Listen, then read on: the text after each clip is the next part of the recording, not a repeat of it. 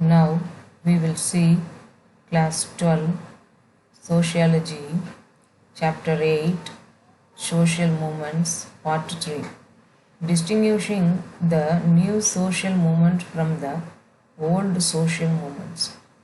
We have already seen that the historical context were different.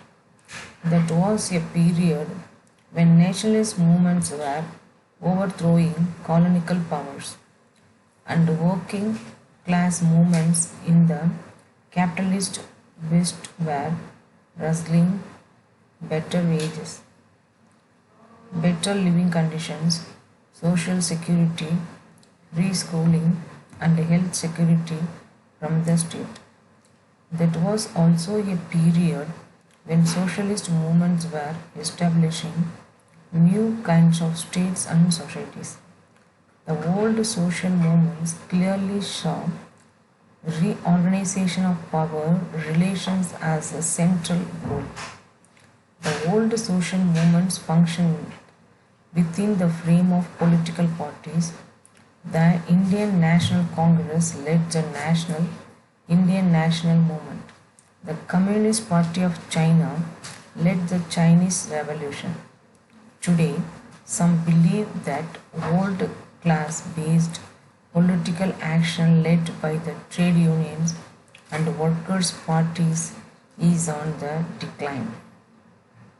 Others argued that in the affluent West, with its welfare state, issues of class based exploitation and inequality were no longer central concerns. So the new social movements were not about changing the distribution of power in society, but about quality of life issues such as having a clean environment. In the old social movements, the role of the political parties was central. Political scientist Rajini Godavari attributes the surge of social movements in India in the 1970s to the people's growing dissatisfaction with the parliamentary democracy. Godavari argues that the institutions of the state have been captured by the elite. Due to this, electoral representation by political parties is no longer an effective way for the poor to get their voices heard. People left out by the formal political system join the social movements or non-party political formations in order to put pressure on the state from outside. Today, the broader term of social society is pressure on the state from outside. Today, the broader term of civil society is used to refer to both the old social movements represented by political parties and trade unions and to new non-governmental organizations, women's groups, environmental groups, and tribal activists. As you read about the various dimensions of social change in India, you would have been struck by the fact of globalization has been reshaping people's lives in the industry and agriculture, culture, and media. Often firms are transnational, often legal arrangements that are binding or the international, such as the regulation of the World Trade Organization, WTO, environmental and health risk, fears of nuclear warfare are global in nature, not sufferingly. Therefore, many of the new social movements are international in scope.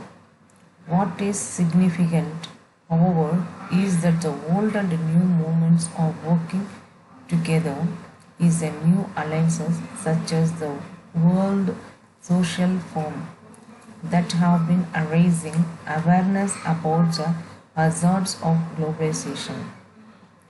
Can we apply the distinction between old and new social movements in the India context?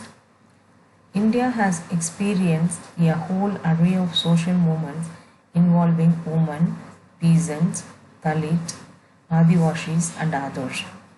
Can these movements be understood as the new social movements? Gail Omwit, in her book Reinventing Revolution, points out that the concern about the social inequality and the unequal distribution of the resources continue to be important elements in these movements.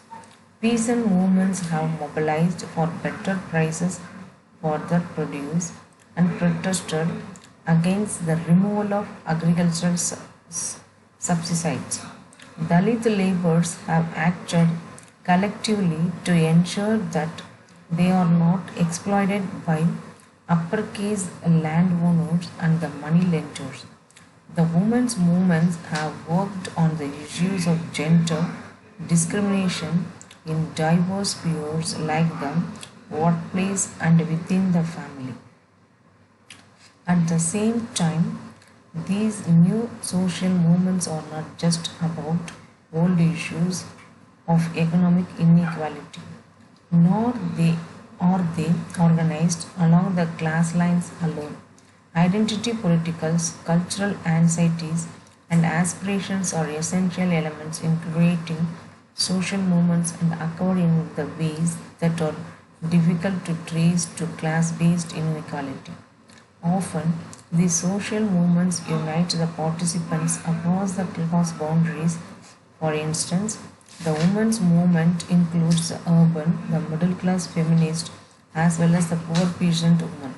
The regional movements for the separate statehood bring together different groups of people who do not share the homogeneous class identities.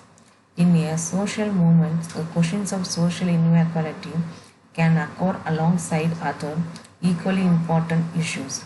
This will be clear when we discuss the Chipko movement later. Thank you.